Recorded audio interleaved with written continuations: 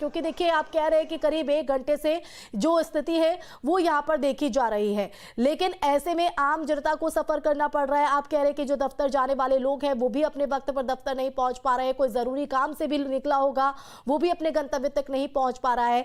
1 घंटे से ये स्थिति है। अब इसको दुरुस्त करने के लिए क्या उपाय बढ़ाए गए हैं ताकि जनता को सफर ना करना पड़े?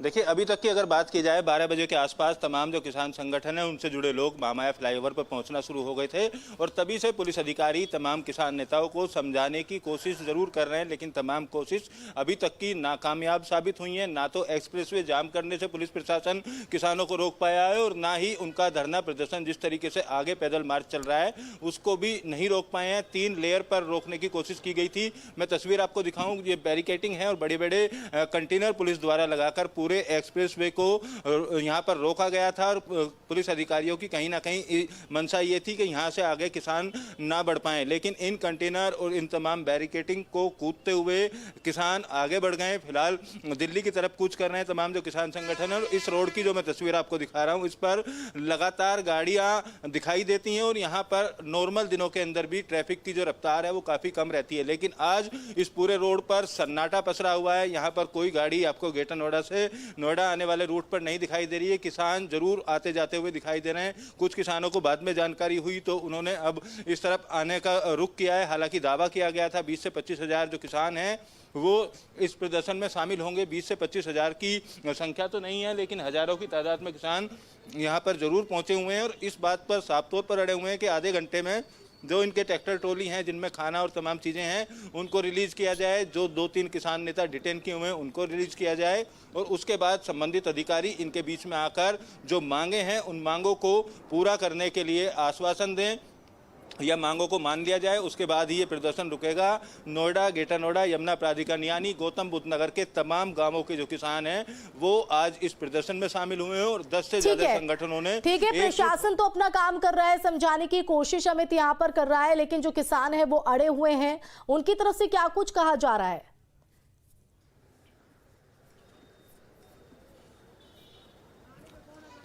बिल्कुल, देखिए किसानों का साफ तौर पर कहना है, हमारी कई किसान नेताओं से बात हुई, उनका साफ तौर पर कहना है कि कई बार अल्टीमेटम दिया जा चुका है, धरना पिछले कई दिनों से चल रहा है और अधिकारियों से भी कई दौर की वार्ता हो चुकी है, लेकिन वार्ता जितनी भी हुई है वो सब विफल रही हैं। ऐसे में अब प्रदर्शन करने का एकमात्र रास्ता हमारे पास बचा है, तो हम प्रदर्शन करेंगे और दिल्ली जाना हो, संसद का घेराव करना हो या प्रदर्शन और ज़्यादा तेज करना हो, अब हमारे पास यही रास्ते हैं। तो इसी रणनीति पर तमाम जो किसान हैं वो फिलहाल चलते हुए नजर आ रहे हैं और दिल्ली बॉर्डर पर किस तरीके के हालात बनेंगे, क्योंकि भारी मात्रा में दिल्ली पुलिस को भी तैनात किया गया है। नोएडा पुलिस के अधिकारियों ने भी इस बात का दावा किया था। 5000 के आसपास जो पुलिसकर्मी हैं उनको तैनात किया गया है। तमाम सीनियर लेवल के अधिकारी हैं, महिला पुलिसकर्मी हैं, सभी पुलिसकर्मियों के साथ साथ पीएससी को यहाँ पर तैनात किया गया था, लेकिन 3 बार के कोशिश में पुलिस इन तमाम किसानों को रोकने में अभी तक नाकामयाब साबित रही है। अब बॉर्डर पर किस तरीके के हालात पैदा होते हैं, दिल्ली पुलिस दिल्ली के अंदर दाखिल होने देती है या चिल्ला बॉर्डर पर किसान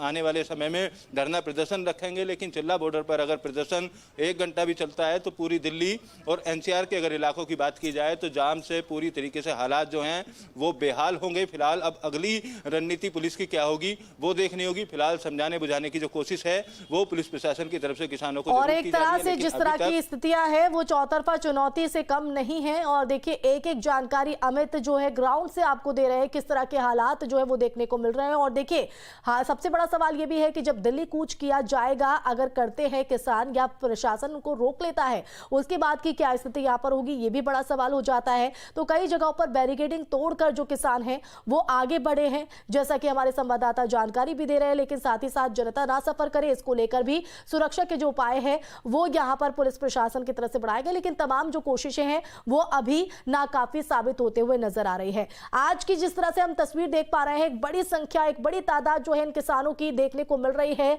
क्या सिर्फ ये किसान है या कोई और संगठनों को भी इनका साथ मिला है इस प्रदर्शन के दौरान? कौन कौन से संगठन इसमें शामिल हैं अमित?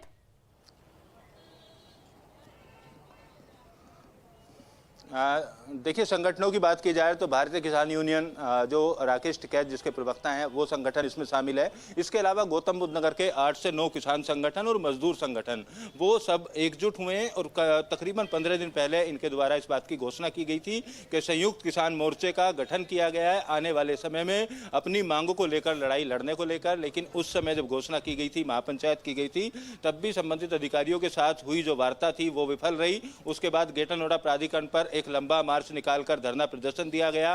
3 दिन तक धरना प्रदर्शन चला, तब भी किसी तरीके की सहमति नहीं बनी और यमुना प्राधिकरण पर भी 3 दिन तक इसी तरीके से धरना प्रदर्शन चला। नोएडा प्राधिकरण पर भी पिछले दिनों इन किसानों के द्वारा धरना प्रदर्शन किया गया था। अब किसानों का साफ तौर पर कहना है कि जिले भर के किसान एक नीति के तहत, यानी जो नया कानून है जमीन अधिग्रहण का, उस नए कानून के तहत तमाम किसानों की जो जमीन अधिग्रहण हो वो उसके हिसाब से की जाए। उसके अलावा 10% विकसित भूखंड की मांग तमाम किसानों की तरफ से की जा रही है और बढ़ा हुआ मुआवजा जो पिछले दिनों कोर्ट ने आदेश दिया था 64% बढ़ा हुआ मुआवजा सभी किसानों को दिया जाए। इन 3 मुख्य मांगों को लेकर फिलहाल किसान दिल्ली की तरफ बढ़ते हुए नजर आ रहे हैं और साफ तौर पर कहना है कि मांगे नहीं माने जाने तक इसी तरीके से जो प्रदर्शन है वो जारी रहेगा। इन हालातों के बीच शासन की तरफ से कोई कदम अभी तक उठाया गया है?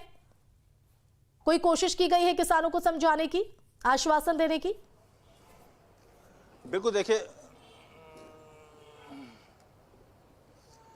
कल शाम को किसानों और प्राधिकरण के संबंधित अधिकारी, जिलाधिकारी और पुलिस के सीनियर अधिकारियों के बीच में एक वार्ता रखी गई थी। वो वार्ता 2 से 3 घंटे के आसपास तक चली। तमाम मुद्दों पर बात हुई। प्रशासनिक अधिकारियों द्वारा भी किसानों को समझाने की कोशिश की गई थी, लेकिन वार्ता पूरी तरीके से विफल रही क्योंकि किसान अपनी मांगों पर बिल्कुल। लेकिन मैं आज की बात कर रही हूँ अमित, जब तक अभी जो हालात है उन हालातों के बीच अभी तक कोई कदम उठाया गया है क्या?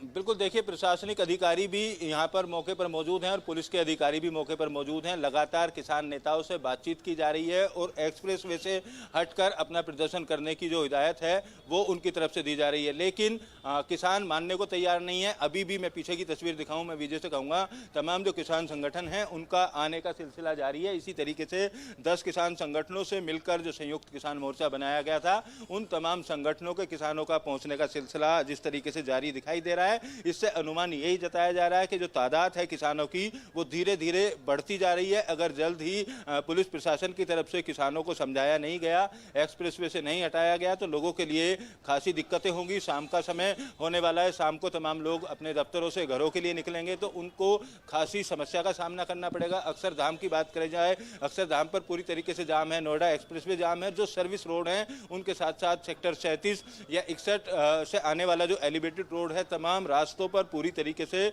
जाम की स्थिति बनी हुई है। पिछले आधे घंटे से 45 मिनट तक कई ऐसे लोगों के हमारे पास फोन भी आए जो जाम में फंसे हुए हैं, उनकी गाड़ी आगे नहीं खिसक पा रही है। बावजूद उसके अभी किसी तरीके की सहमति पुलिस प्रशासनिक अधिकारियों और किसानों के बीच में नहीं बन पाई है। फिलहाल अभी और 1 से 1.5 घंटा लग सकता है, जो अनुमान जताया जा रहा है किसानों को सहमत करने में या एक्सप्रेसवे से हटाने में 1 से 1.5 घंटे का भी अगर वक्त लगता है तो जाम की जो स्थिति है वो और ज़्यादा खराब होगी और लोगों की जो परेशानियां हैं वो बढ़ती हुई नजर आएंगी। ना केवल आम आदमी बल्कि मरीज एम्बुलेंस लेकर, अभी हम अपने दर्शकों को दिखा रहे थे, एम्बुलेंस तक को जाने का रास्ता नहीं मिल रहा है। तो आप खुद समझ सकते हैं कि किस तरीके के हालात शहर के अंदर बने हुए हैं। तमाम दावे पुलिस की तरफ से किए गए थे रूट डाइवर्जन को लेकर, या तमाम तरीके के प्लान बनाए गए थे। 3 लेयर की सुरक्षा करने का दावा भी अधिकारियों की तरफ से किया गया था, लेकिन तीनों लेयर की जो सुरक्षा है उसको तोड़ते हुए फिलहाल किसान दिल्ली की तरफ कूच कर रहे हैं। बिल्कुल, और अब ऐसे में देखना होगा कि किसान जिस तरह से आर पार की लड़ाई के मूड में, और पिछली बार जिस तरह से हमने देखा था जिन कानूनों को लेकर ऐतराज जताया था, सरकार को मजबूरन उन्हें वापस लेना पड़ा था। जाहिर तौर पर क्या इस बार की भी एक कोशिश रहेगी किसानों की, देखना होगा। फिलहाल हालातों को लेकर नजर बनाए रखिएगा अमित। बहुत शुक्रिया तमाम जानकारी देने के लिए। बढ़ेंगे आगे।